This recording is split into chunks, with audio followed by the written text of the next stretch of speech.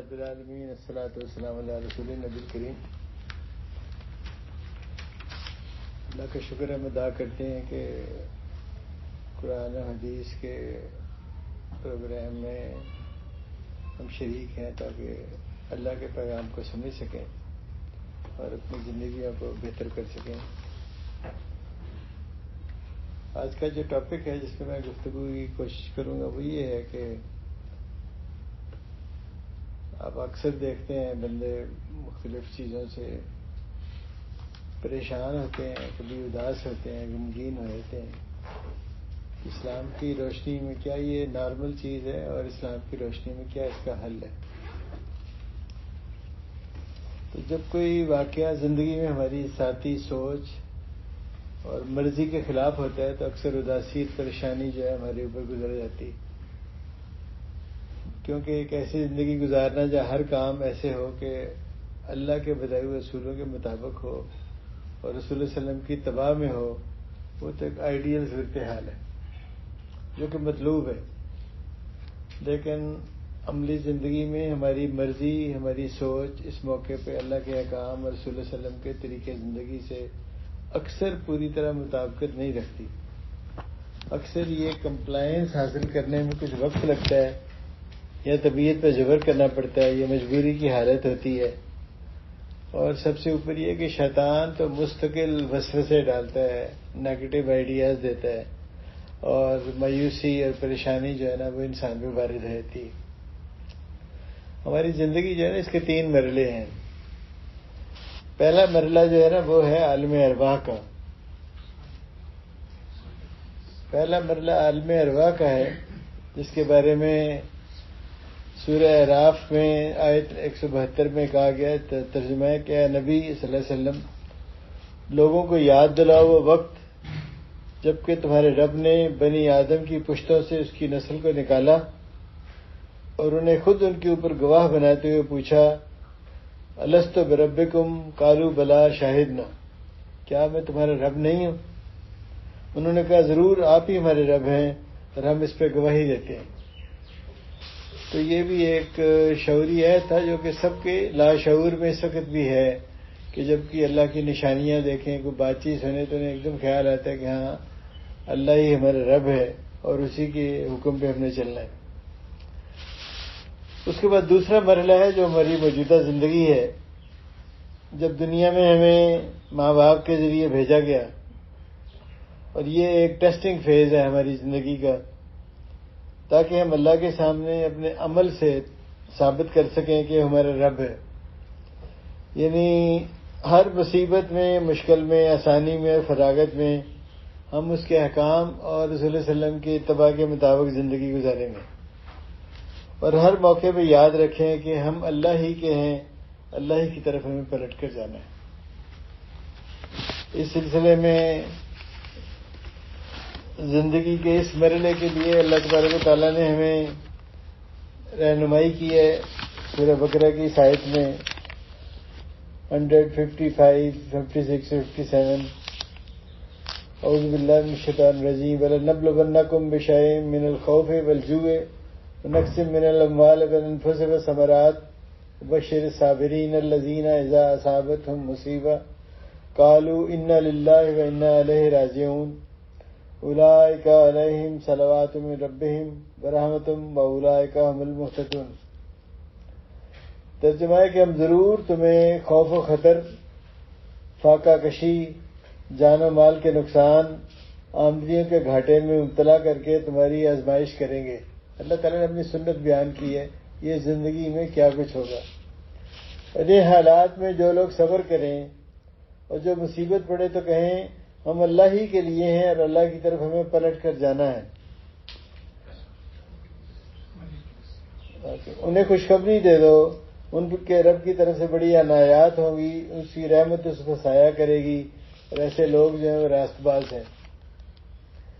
لہذا یہاں پہ اس آزمائش کے وقت میں جو لوگ بھی صبر کریں اور اپنے عمل سے کہیں انا للہ و انا الیہ راجعون، عمل سے بھی اور قول سے بھی، تو اللہ تعالیٰ نے ساتھ ہی خوشخبری بھی دے دی ہمیں کہ ان کے رب کی طرف سے بڑی عنایات ان پہ ہوں گی، ان کی رحمت ان پہ سایہ کرے گی، ایسے لوگ راست رو ہیں۔ لہذا ہمارے سامنے اللہ تعالیٰ نے بتایا یہ نظام ہوگا، اور ہمارا جو بیہیویئر ہے اس کے مطابق اللہ تعالیٰ کی طرف سے اس کا جو جواب ہے وہ بھی کیا ہوگا، رحمت و برکت اللہ کی طرف سے۔ تو اللہ تعالیٰ ہم سب کو اس کے مطابق سچویشن کو جو زندگیوں میں آتی ہیں فیس کرنے کی توفیق عطا کرے، اور تاکہ ہم بھی اللہ کی رحمت کے امیدوار ہوں۔ اور اس کے بعد ایک تیسرا مرحلہ بھی آئے گا، اور تیسرا مرحلہ کیا ہے؟ آگے ہو جائے۔ تیسرا مرحلہ یہ ہے کہ موت اب آئے گی تو یہ دوسرا مرحلہ ختم ہو جائے گا، عالم برزخ شروع ہوگا جو ایک طرح سے ویٹنگ پیریڈ ہے، اور پھر قیامت جو ہے، روز قیامت کے بعد ایک اصل زندگی ہوگی جس کے لیے بار بار بتایا گیا خالدین فیہا، ہمیشہ ہمیشہ کی زندگی، اصل زندگی جس میں اس ٹیسٹنگ فیز دوسرے مرحلے کے نتائج جو ہیں اس کے مطابق اللہ تبارک و تعالیٰ کی طرف سے انعام و اکرام ہوگا، یا پھر یہ کہ سزا ملے گی۔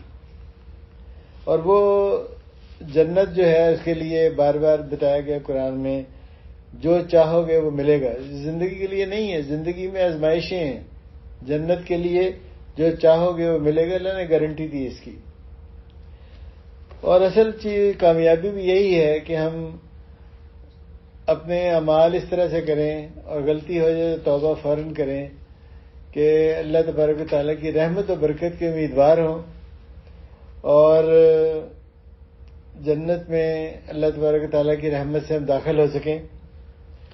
تو ہماری آج کی جو گفتگو ہے ساری اس وقت یہ دوسرے مرحلہ یعنی موجودہ زندگی کے بارے میں ہے، جس میں فاقہ ہے، جان و مال کا نقصان ہے، آمدنیوں کا گھاٹا ہے، یعنی آزمائش ہے، اور یہ جو پریشانی ہے، یہ اداسی ہے، یہ دوسرے مرحلے کی نارمل زندگی کا حصہ ہے، یہ نارمل لائف ہے۔ اور یہ نہ سوچیں کہ جو لوگ دین پہ بڑے چلنے والے ہیں، مکمل چلنے والے ہیں، ان کو کبھی پریشانی اور اداسی اور غم نہیں ہوتا ہے۔ اس کی میں ایک دو مثالیں آپ کے سامنے رکھتا ہوں۔ رسول اللہ صلی اللہ علیہ وسلم نے حضرت خدیجہ رضی اللہ تعالیٰ عنہ کے انتقال پہ اور حضرت ابو طالب کے انتقال پہ جو ایک ہی سال میں ہوا، شب ابی طالب کے اینڈ پہ، تو اس سال کو عام الحزن یعنی غم والا سال کہا۔ اور پھر یہ کہ حضرت رسول اللہ صلی اللہ علیہ وسلم کی اولاد کا معاملہ تو دیکھیں، اللہ تعالیٰ نے انہیں 7 اولادیں عطا کی، 4 بیٹیاں اور 3 بیٹے۔ بیٹے جو ہیں وہ اکثر کو تو ہمارے جنریشن میں نام بھی نہیں پتہ ان کے، تو حضرت سب سے بڑے بیٹے تھے قاسم، اس لیے رسول اللہ صلی اللہ علیہ وسلم کی کنیت ابو قاسم بھی تھی۔ وہ 3 سال کی عمر میں ان کا انتقال ہوا، اور عبداللہ کا انتقال 4 سال کی عمر میں ہوا، اور مدینہ میں پیدائش جو ہے حضرت ابراہیم کی ہوئی، ان کا 1.5 سال کی عمر میں انتقال ہوا، جو ماریہ قبطیہ کے بطن سے تھے۔ بیٹیاں جو تھیں وہ چاروں بڑی ہوئیں، حضرت زینب 30 سال کی عمر میں ان کی شادی ابو العاص سے ہوئی، ان کے 2 بچے تھے علی اور امامہ، اور رقیہ جو ہے ان کی شادی حضرت عثمان رضی اللہ تعالیٰ عنہ سے ہوئی، اور جنگ بدر کے موقع پہ ان کے انتقال ہوا 22 سال کی عمر میں۔ ام کلثوم جو ہے اس کی پھر شادی رقیہ کے بعد ام کلثوم کی شادی حضرت عثمان سے، اور ان کی ڈیتھ ہوئی 27 سال کی عمر میں۔ اور حضرت فاطمہ جو تھی ان کی ڈیتھ ہوئی ہے 27 سال کی عمر میں، رسول اللہ صلی اللہ علیہ وسلم کے انتقال سے 6 مہینے کے بعد۔ تو انہوں نے اپنی زندگی میں اپنے 6 بچوں کو خود دفنایا، دیکھا، اس غم سے اور اداسی سے سب سے گزرے۔ یہ بھی ایک بڑا ٹیسٹنگ فیز تھا اس کام میں جو کہ رسول اللہ صلی اللہ علیہ وسلم کو ہمہ وقت دعوت کا کام تھا، اللہ کی بندگی کی دعوت دینے کا کام۔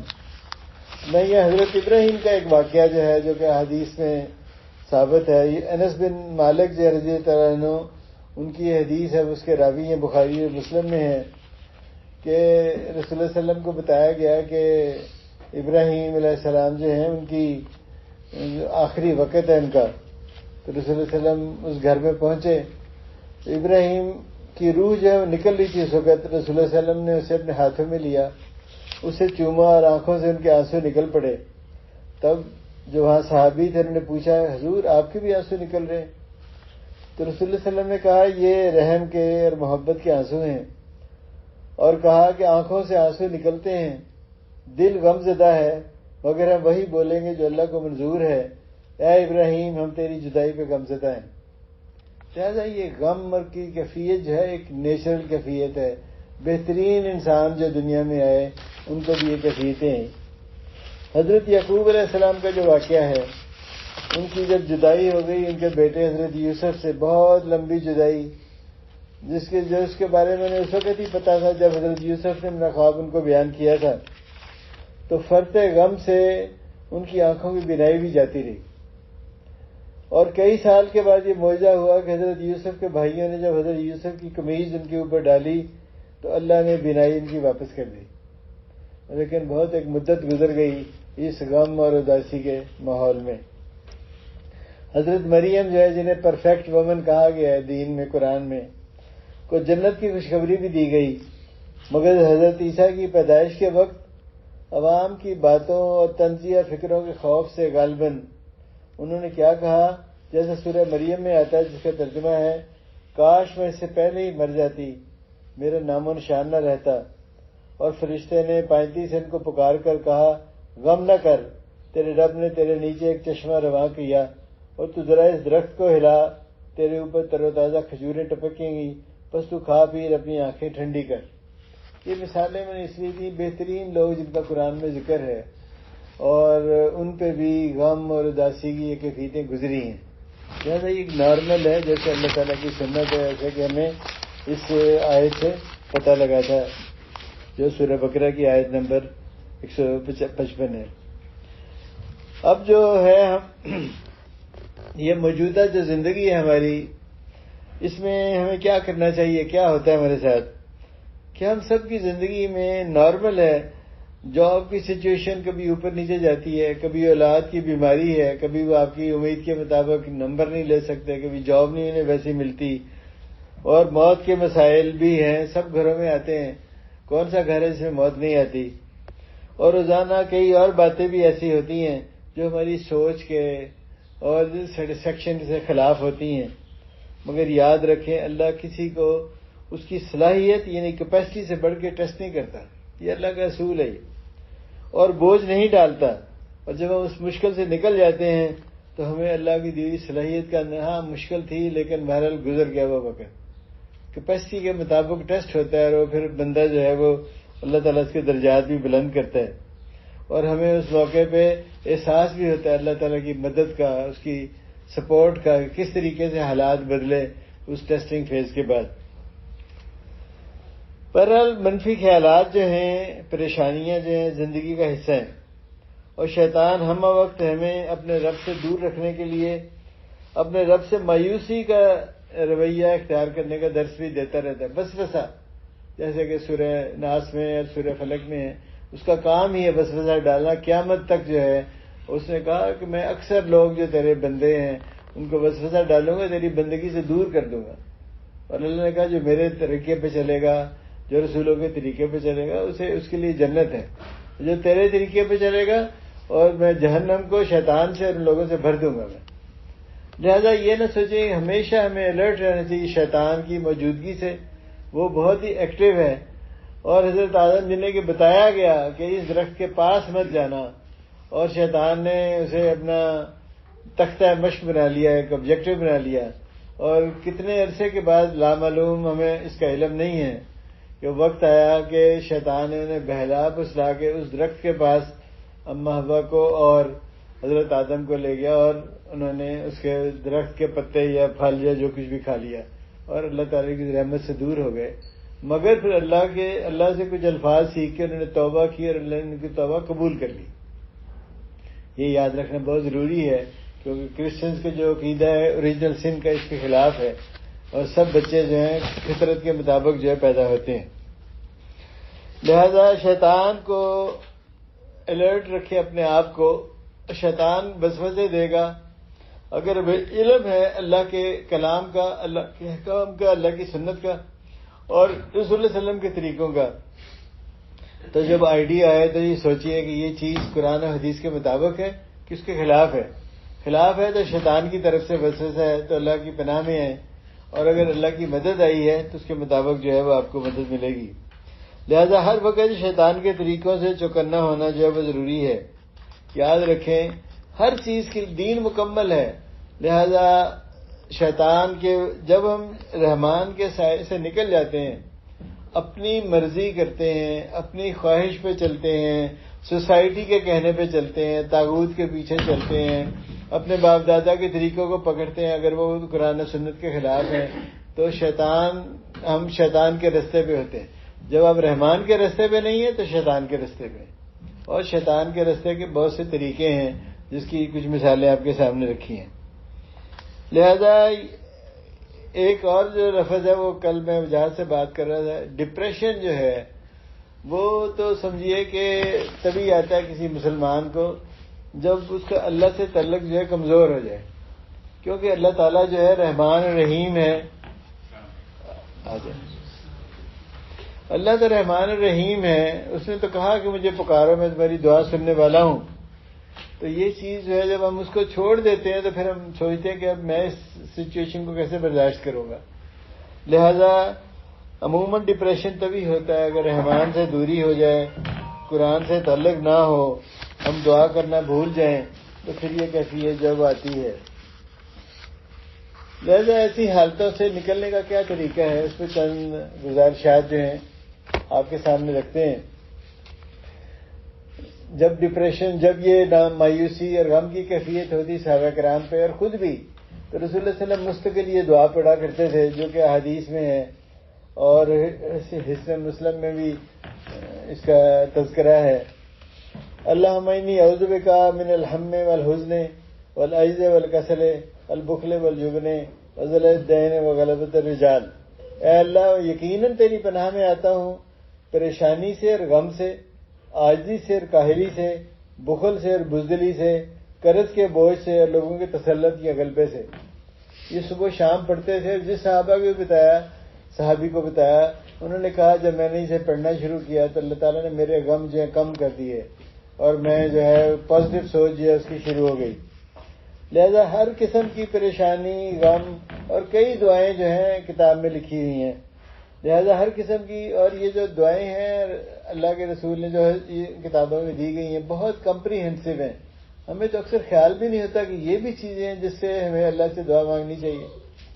تو بس ہم تو زیادہ یہ جاب دے دیں، بچوں کا ایسے ہو جائے، فلاں ہو جائے، فلاں ہو جائے، لیکن یہ چیزیں جو انسان کو اندر سے ختم کر دیتی ہیں، اس کی ول پاور کو، اس کے پازیٹو ایٹیچیوڈ کو ختم کر دیتی ہیں۔ لہذا ہر قسم کی پریشانی، غم، عاجزی، کاہلی، بخل جو ہے، اس سے بچنے کے لیے یہ وائڈ رینجنگ جو دعائیں ہیں اسے ہمیں پڑھنے کی عادت ڈالنی چاہیے۔ پڑھیں اسے کتاب سے دیکھ کے، یاد نہیں ہوتا کتاب سے دیکھ کے پڑھیں، کوئی وقت رکھیں 10 منٹ اور کچھ مخصوص دعائیں جو پڑھنا شروع کریں، اور ہمیں چاہیے اس دعاؤں کا ورد جو ہے وہ عام کریں۔ دوسری بات جو ہے کہ نماز سے مدد لیں۔ آپ نے یہ آیت کا ٹکڑا تو ضرور سنا ہوگا، استعینوا بالصبر والصلاۃ، نماز سے مدد لو اور صبر سے مدد لو۔ کب مدد لو؟ کیا چیز ہوگی؟ کوئی بھی چیز۔ رسول اللہ صلی اللہ علیہ وسلم کے کوئی مشکل، بدر کے میدان میں فوجوں کو آمنے سامنے کھڑا کیا، سب کچھ ہو گیا، ہتھیار دے دیے گئے، اور پھر رسول اللہ صلی اللہ علیہ وسلم جو ہے اللہ کے حضور میں کھڑے ہو گئے۔ ہر موقع پہ جب بھی رسول اللہ صلی اللہ علیہ وسلم نے دیکھا ایک مشکل ہے، ذہنی مشکل ہے، جسمانی مشکل ہے، کوئی حالات ایسے ہیں، تو اسباب اختیار تو کرنے ہیں، لیکن اللہ سے مدد چاہیے ہمیں۔ اور اس کا صبر کس لیے؟ تاکہ ہم یہ نہ ہو کہ مشکل آ گئی ہے تو غلط طریقے نہ اختیار کر لیں۔ ہاں ابھی کیا کرتے جی، کھانا نہیں تھا اس لیے چوری کرنی پڑ گئی، کھانا نہیں تھا اس لیے جھوٹ بولنا پڑ گیا، فلاں نہیں تھا۔ یہ نہیں ہے۔ پیشنس یہ ہے کہ آپ صحیح طریقے پہ رہیں، پیشنس اختیار کریں، اللہ سے دعا کریں اور تدابیر اختیار کریں۔ یہ جو ہے اس کے بعد ایک اور بڑی اہم چیز جو ہے جس کا بھی ذکر بھی ہو رہا ہے وہ دعا سے مدد لینا ہے۔ آج کل اکثر ہم دعا سے بالکل مدد نہیں لیتے اور بہت کم لیتے ہیں، اور سرسری سی مدد لیتے ہیں بالکل، اور ایسا سمجھتے ہیں پھر اللہ پہ احسان کر دیا ہم نے۔ اللہ کے سامنے اپنی مشکل کو پیش کریں، اللہ تعالیٰ سننے والا ہے اور مومنین کی مدد بھی کرنے والا ہے۔ یہ جو سورہ بقرہ میں آیت نمبر 186 ہے، ایسے غور سے ایک دو دفعہ پڑھیں، اس کے مطلب پہ غور کریں. اعوذ باللہ من الشیطان الرجیم. وَإِذَا سَأَلَكَ عِبَادِي أَنِّي فَإِنِّي قَرِيبٌ أُجِيبُ دَعْوَةَ الدَّاعِ إِذَا دَعَانِ فَلْيَسْتَجِیبُوا لِی وَلْیُؤْمِنُوا بِی لَعَلَّهُمْ یَرْشُدُونَ. اے نبی صلی اللہ علیہ وسلم، میرے بندے اگر تم سے میرے متعلق پوچھیں، یعنی تو جب بھی مشکل ہوگی تو ہم کیا رجوع کریں گے اللہ کی طرف. کافر بھی رجوع کرتا ہے اللہ کی طرف، وہ جو دیکھتا ہے کہ اب اور کچھ نہیں ہے، ہو سکتا ہے اللہ سے بات کرو. تو انہیں بتا دو میں ان سے قریب ہی ہوں. پکارنے والا جب مجھے پکارتا ہے میں اس کی پکار سنتا ہوں اور جواب دیتا ہوں. دیکھیں اللہ نے کتنی محبت سے کتنی بڑی ایشورنس دی ہے. میری طرف آؤ تو صحیح. وہ رحمان اور رحیم میں بلا رہا ہے، یاد دہانی کرا رہا ہے قرآن میں کہ آؤ میری طرف، میں پکار سننے کے لیے تیار ہوں. لہذا انہیں چاہیے کہ میری دعوت پہ لبیک کہیں اور مجھ پہ ایمان لائیں، اور یہ بات انہیں سنا دو شاید کہ وہ راہ راست پالیں. لہذا کیا ضرورت کیا ہے اس وقت؟ یہ ضرورت ہے کہ وہ رحمان الرحیم انہیں پہچانیں. اللہ نے تو کہا اللہ جو ہے اللہ ولی الذین آمنوا، اللہ ان کا دوست ہو جاتا ہے جو ان کے راستے پہ چلتے ہیں اور ان کو پھر ظلمات سے نور کی طرف نکالتا ہے، جیسے کہ ہمیں قرآن مجید سے بتایا گیا ہے. تو رحمان الرحیم جو ہے، جو اللہ علی کل شیء قدیر ہے، ہم قرآن کی اس خبر پہ جو اللہ تعالیٰ نے ایشورنس دی ہے یقین کریں اور عمل کریں اور اللہ پہ بھروسہ کریں، اللہ سے تعلق کو قائم کریں. یہ ایشورنس جو ہے اس آیت میں جو دی گئی ہے، یہ ایک عجیب آیت ہے کہ مومن کے دل کو خوشگوار محبت اور پرسکون رضامندی اور یقین محکم سے بھر دیتی ہے. مومن تسلیم و رضا کی جنت میں پہنچ جاتا ہے، وہ پرامن پناہ گاہ اور پرسکون آرام گاہ پہنچ جاتا ہے. اتنی بڑی ایشورنس دنیا میں ہمارے پاس کوئی ایک اور بندہ آپ کا کوئی سپورٹر ہو کسی کمپنی میں کوئی رشتہ داری میں تو آپ بڑا فیل کرتے ہیں ایزی، حالانکہ بہت فاصلہ ہوتا ہے. لیکن اللہ تعالیٰ جو ہے وہ ایشورنس ہمیں دے رہا ہے کہ مجھے پکارو میں تمہاری بات سننے کے لیے تیار ہوں. تو پھر کیا ہوگا؟ اس الہامی قبولیت میں اللہ تعالیٰ اپنے بندوں کو ہدایت کرتا ہے. میری دعوت پہ لبیک کہیں، دعوت اسلام کی، دعوت اللہ کی بندگی کی، دعوت اللہ کی رسول کی اتباع کی دعوت ہے، اور تسلیم و رضا کی دعوت جو ہے، اور ایمان لائیں. ایمان اللہ تعالیٰ نے جتنے بھی احکام دیے ہیں، جو طریقے بتائے اس پہ ایمان لائیں. کمٹمنٹ ہو ہماری کیا ہم اس کے مطابق کریں گے، بہترین کوشش کریں گے.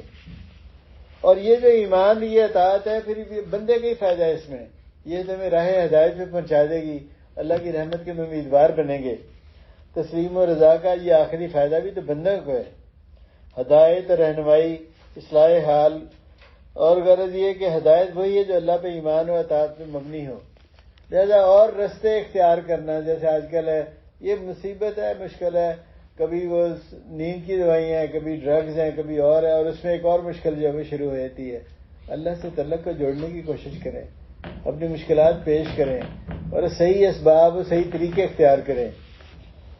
لہذا راہ حق کو متلاشی کو چاہیے ہر مشکل میں کہ اللہ تعالیٰ کو دل سے پکاریں. قبولیت دعا میں جلدی نہ کریں، کیونکہ اللہ تعالیٰ ہر پکار کا جواب اپنے وقت پہ مناسب انداز میں دیتے ہیں.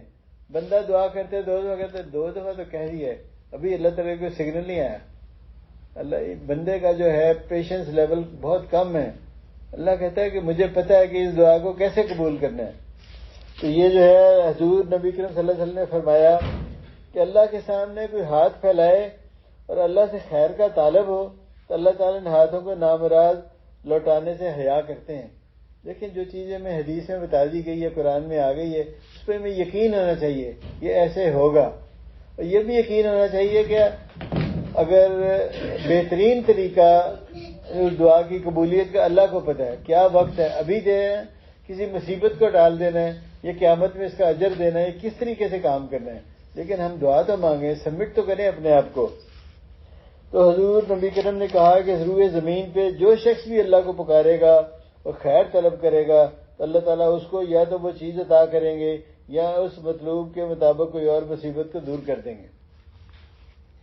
اس کے بعد ایک اور طریقہ ہے جو آدمی رسول اللہ صلی اللہ علیہ وسلم نے کہا کہ جو آدمی مشورہ کرتا ہے اور استخارہ کرتا ہے وہ کبھی ناکام نہیں ہوتا. استخارہ بھی اللہ سے مشورہ ہے، اللہ پہ چھوڑ دیا یہ کام ہے، یہ اس طریقے سے اہل رائے سے جن کا کنفلکٹ آف انٹرسٹ نہیں ہے اس کے آداب بھی دیے گئے ہیں، مشورہ کیا جائے، اور اس کے بعد یہ کہ استخارہ کیا جائے، اللہ سے مشورہ جو ہے کہ اگر یہ چیز ٹھیک ہے تو میرے لیے آسان کر دے، اور اگر غلط ہے تو اس چیز کو پیچھے کر دے، میرے دل کو بھی اس سے دور کر دے۔ یہ دل کا دور کرنا یہ ہے کہ وہ کام تو ہو گیا تو ساری میں نے تو انجینئرنگ میں داخلہ لینا تھا، کیا کروں، اور وہ 10 سال 20 سال گزر بھی گئے، چھوڑ دیں، دل آپ کا پیچھے ہو گیا، اس کے بعد کبھی آپ کو فائدے اس کے پتہ لگیں گے جو اللہ تعالیٰ نے آپ کو وہ موقع نہیں دیا، کچھ اور موقع دے دیا۔ بہت دفعہ ہوتا ہے کہ لوگ جو ہیں ایک جگہ پہ ناکام ہوتے ہیں اور پھر بعد میں شکر ادا کرتے ہیں، اگر وہ ریئلائز کریں اچھا ہی ہوا ہم اس جگہ پہ فیل ہو گئے تو پھر دوسری جگہ پہ ہم کامیاب ہو گئے۔ بہت دفعہ ہوتا ہے یہ، لوگوں کی اگر ہسٹری آپ دیکھیں تو مختلف جگہوں پہ ہوتا ہے کہ یہ کیوں اس جگہ پہ پہنچے، اس لیے کہ فلاں انٹرویو میں ناکام تھے، فلاں میں ناکام تھے، فلاں میں ناکام تھے، اس کے بعد وہ اس جگہ پہ پہنچتے جو اصل میں مطلوب ہے، اللہ تعالیٰ نے جو تقدیر پہ لکھا ہے۔ لہذا استخارہ کریں، فیصلہ کریں، اور فیصلہ بھی استخارے میں کہا گیا ہے کہ مشورے کے بعد استخارہ، اور اس کے بعد پھر اللہ پہ بھروسہ کریں عمل کرنے کے لیے، جو فیصلہ ہو اس کے لیے، اور پھر اللہ پہ بھروسہ کر کے عمل کر ڈالیں۔ ایک اور جو بڑی ضروری چیز ہے وہ ہے تقدیر پہ یقین رکھنا۔ آخر پہ کام تو وہی ہوگا جو اللہ تعالیٰ کے ماسٹر فائل میں لکھا ہوا ہے، جو اللہ تعالیٰ چاہتے ہیں، لیکن اسباب اختیار کرنے ضروری ہیں، صحیح اسباب شریعت کے مطابق جو ہیں، اور یقین، تقدیر پہ یقین ہونا چاہیے۔ تو پھر جب کہیں گے یہ آپ ماں باپ جو ہے وہ بچوں کے اشورے سے دیکھیں، آپ کی اماں نے کہا نا بس آپ کریں، اطمینان رکھیں، اور جب اللہ تعالیٰ ایک فائنل جو ہے رستہ موڑتا ہے تو پھر تو ایسی کیفیت بھی ہو سکتی ہے کہ حضرت موسیٰ تو آگ لینے گئے تو نبی بنا دیا گیا، حضرت یوسف کو تو کنویں میں ڈالا گیا اور وہ پتہ لگا کہ وہ ایک سبب بن گیا کہ وہ مصر پہنچ گئے، وہاں ان کی تربیت ہوئی اور وہ وہاں پہ وزیر اور بادشاہ بن گئے۔ وہ پتہ نہیں کیا کچھ ہوتا ہے اس طریقے سے، ایک ناکامی جو ایک اور کامیابی کا رستہ جو کھول لیتی ہے۔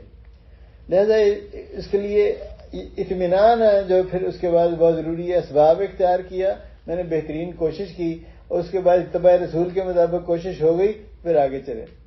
ایک اور چیز اس میں بہت ضروری ہے، غم ہو گیا تو غم کے بعد یہ کہ ایسے بیٹھ گئے بس اب تو یہ ہو گیا ہم کیا کریں۔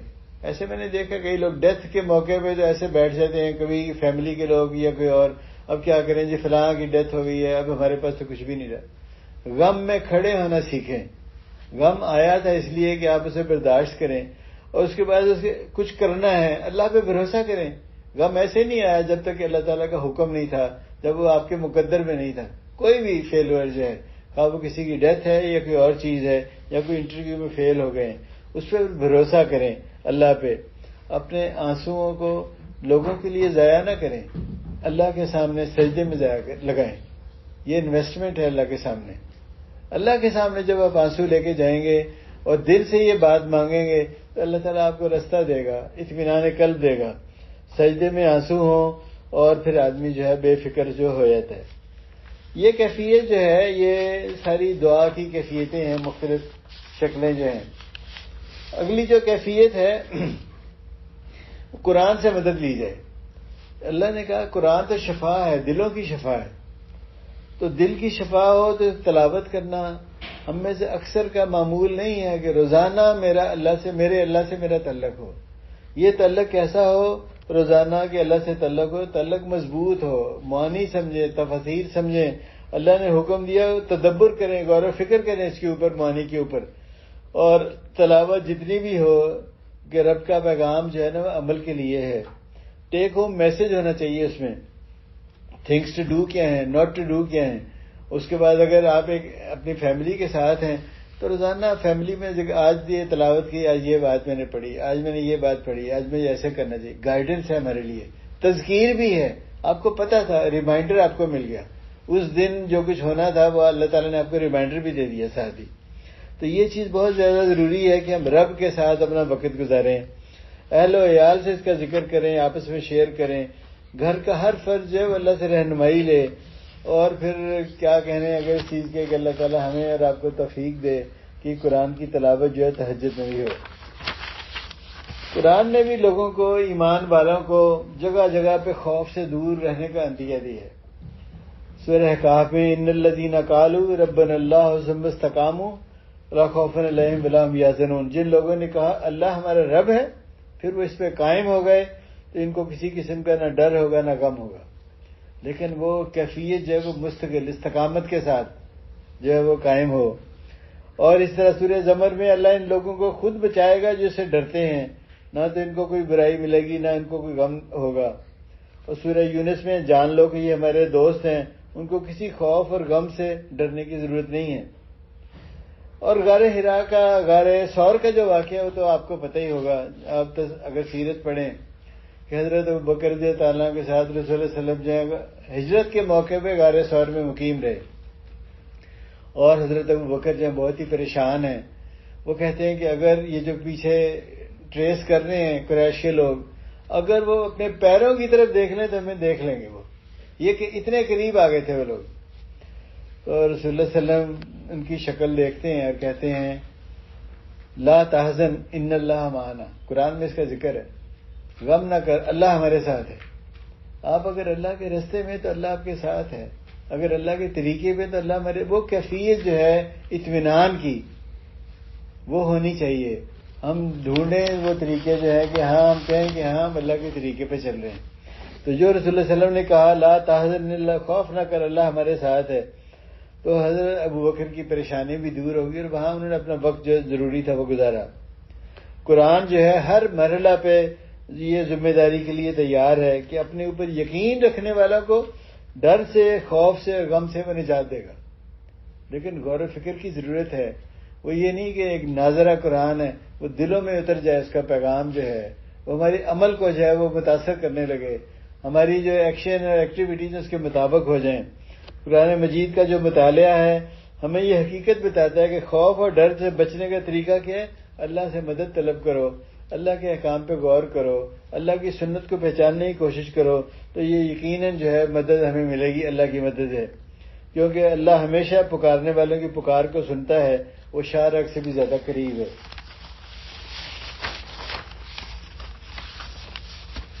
ایک دو باتیں اور ہیں، اور وہ یہ ہے کہ اللہ نے ہمیں بتایا قرآن میں جگہ جگہ کہ لوگ بہت ہی کم شکر گزار ہیں۔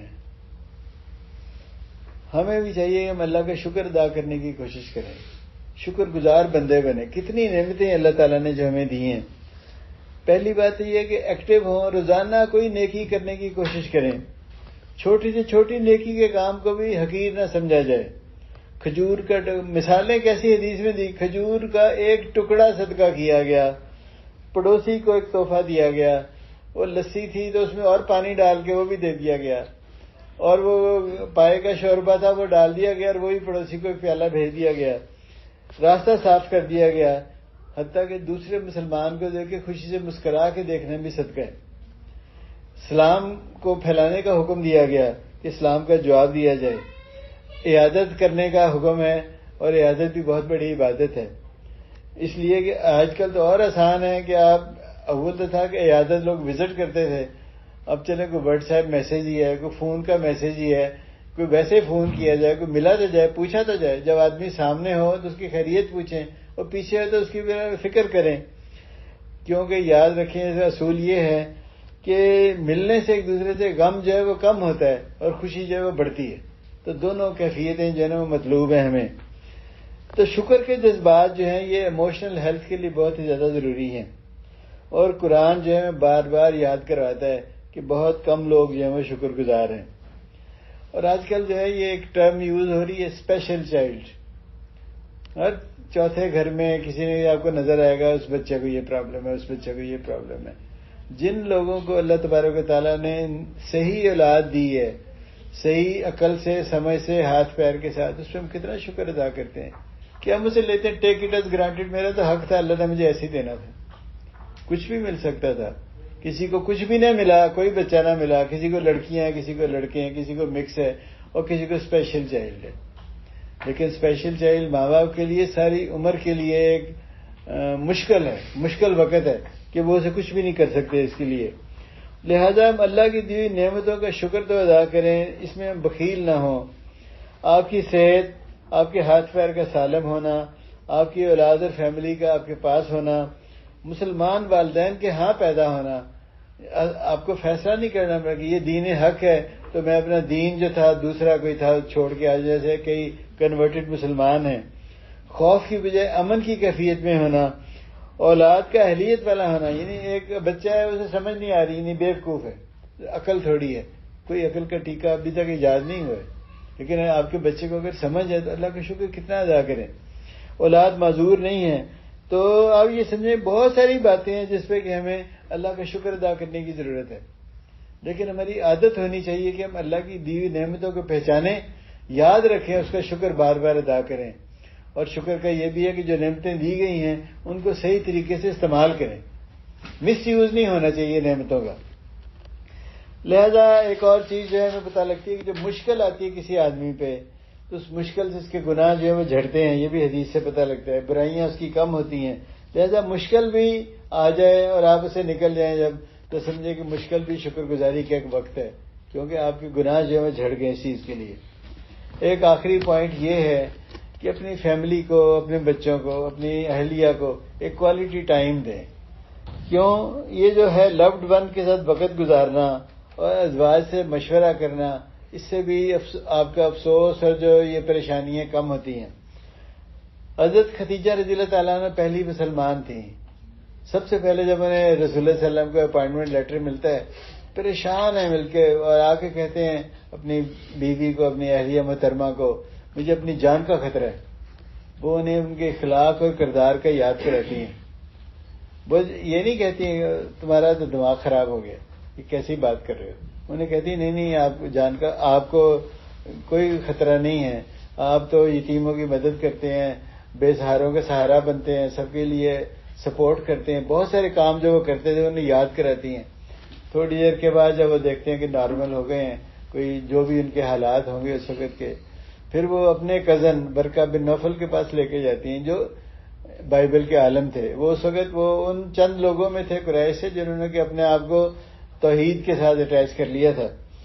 اور حضرت برقہ بن نوفل کو یہ نہیں ہوتا ہے کہ وہ لے کے گئی ہیں تو نہ تو رسول اللہ صلی اللہ علیہ وسلم نے کہا کہ میں نے تو بڑی کانفیڈینشیل بات کہی تھی، تم تو کدھر لے کے جا رہی ہے، سب کو فیملی کو بتا دیا. نہیں. اور نہ برقہ بن نوفل کو بھی ایڈوانس میں فون کرتی ہیں وہ کہ دیکھیں میں لے کے آ رہی ہوں، آپ ذرا یہ میرے خامد کو تسلی دے دیں. ایسا بھی نہیں ہے. وہ لے کے جاتی ہیں، دیکھیں آپ کا بھتیجا کیا کہہ رہا ہے.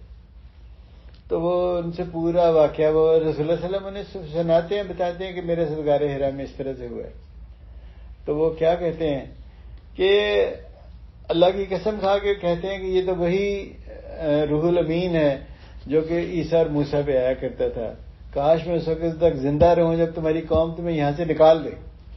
تو رسول اللہ پوچھتے ہیں کیا میری قوم مجھے نکال دے گی؟ انہوں نے کہا سب لوگوں کے ساتھ ایسے ہی ہوا جنہوں نے یہ پیغام لے کے آئے. یعنی پروفیشنل سپورٹ بھی دی انہوں نے اس حالت میں، اور اس کے بعد جو ایک فزیکل سپورٹ ہوتی ہے ایموشنل، وہ بھی دی انہوں نے.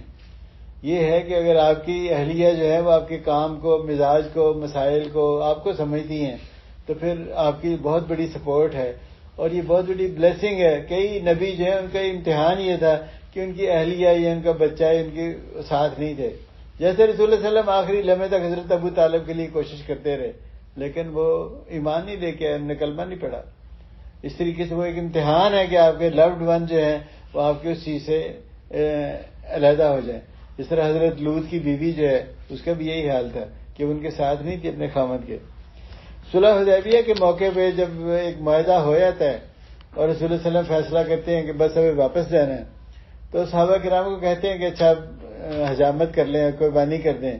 اور کوئی صحابی ہلتا نہیں کیونکہ وہ تو مدینہ سے آئے تھے عمرہ کرنے کے لیے. خیمے میں جاتے ہیں تو ام سلمہ رضی اللہ تعالیٰ عنہ کو کہتے ہیں کہ دیکھیں کیا ہوا مسلمانوں کو، یہ بات نہیں مان رہے. انہیں مشورہ بھی دیتی ہیں، آپس میں مشورے کے بعد باہر نکلتے ہیں، جا کے اپنے حجام کو بلاتے ہیں، بال کٹاتے ہیں، قربانی شروع کرتے ہیں اور سب لوگ انہیں دیکھ کے اس کے مطابق قربانی شروع کر دیتے ہیں. بیویاں بھی آپ کو ٹھیک مشورے دے سکتی ہیں، ان سے مشورہ لینا سیکھیں، ان کو اس لیول پہ لے کے تاکہ آپ کے حالات سے وہ صحیح طریقے سے واقف ہوں. اسی طریقے سے کہا گیا ہے کہ جب آپ کا بچہ جو ہے بہت ہی پریشان ہو تو آپ اسے گلے لگائیں گے، اسے چومیں گے، اسے تسلی دیں گے.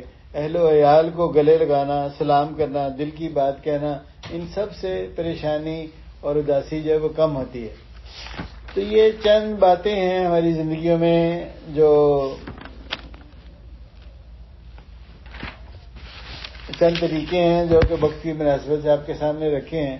عام فہم ہے بالکل، لیکن یہ کہ یہ سوچیں کہ مشکلات ہماری زندگی کا حصہ ہیں، ہمارا بیہیویئر کیا ہونا چاہیے، اور دوسرا یہ کہ ہمارا بیہیویئر قرآن سے تعلق کیسا ہے، اور اللہ تعالیٰ پہ بھروسہ ہے کہ نہیں ہے، اور اللہ تعالیٰ نے یہ جو آیات اور احادیث میں خبریں دی ہیں ہم اس کو کہاں تک لے کے چلتے ہیں اپنی زندگیوں کے اندر.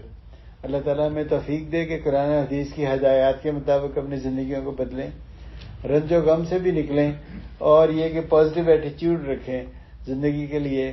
اللہ تعالیٰ نے جو حکم دیا ہے دعوت دین دینے کا، یعنی علم سیکھیں گے تو پھر ایک آیت ہی پتہ تو آگے بن جائیں، اس کام میں اپنا وقت بھی لگائیں، اپنے بچوں کو بھی دین کی طرف لگائیں بہترین طریقے کے ساتھ، تاکہ آپ کے لیے اور ہمارے لیے صدقہ جاریہ بنے. اللہ تبارک و تعالیٰ جو لوگ بھی مجلس میں شریک ہیں اور جس گھر میں یہ پروگرام ہو رہا ہے سب پہ اپنی رحمت و برکت نازل کرے. اللہ تعالیٰ یہ جو گفتگو ہوئی ہے اس میں کوئی غلطی کوتاہی رہ گئی تو معاف کرے، اور جو باتیں دین کے مطابق ہیں، اللہ تعالیٰ کی ہدایات کے مطابق ہیں، ہمیں اس پہ عمل کرنا ہمارے لیے آسان کر دے. اللہ تعالیٰ ہمیں اپنے گھروں کو دین کے مطابق چلانے کی توفیق عطا کرے. ربنا تقبل منا انک انت السمیع العلیم وتب علینا انک انت التواب الرحیم. صلی اللہ تعالیٰ خیر خلقہ محمد و آلہ صحابہ ذریتہ اجمعین. کوئی کمنٹس ہوں تو ویلکم جی. اضافہ ترمیم